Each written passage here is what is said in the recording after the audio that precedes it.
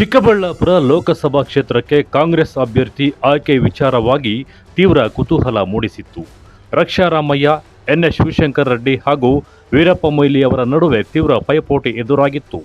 ಹಿರಿಯರ ವಿರೋಧದ ನಡುವೆಯೂ ಸಹ ಇದೀಗ ಕಾಂಗ್ರೆಸ್ ಹೈಕಮಾಂಡ್ ಸಿಎಂ ಸಿದ್ದರಾಮಯ್ಯನವರ ಲೆಕ್ಕಾಚಾರಕ್ಕೆ ಮಣೆ ಹಾಕಿದೆ. ಅದರಂತೆ ಕಾಂಗ್ರೆಸ್ ಯುವ ಮುಖಂಡ ರಕ್ಷಾರಾಮಯ್ಯನವರಿಗೆ ಚಿಕ್ಕಬಳ್ಳಾಪುರ ಲೋಕಸಭಾ ಕ್ಷೇತ್ರದ ಅಭ್ಯರ್ಥಿಯಾಗಿ ಟಿಕೆಟ್ ನೀಡಿದೆ. ಟಿಕೆಟ್ ಘೋಷಣೆಯಾಗುತ್ತಿದ್ದಂತೆ ರಕ್ಷಾರಾಮಯ್ಯ ಬೆಂಬಲಿಗರು, ಕಾರ್ಯಕರ್ತರು ಪಟಾಕಿ ಸಿಡಿಸಿ ಸಂಭ್ರಮಿಸಿದ್ದಾರೆ.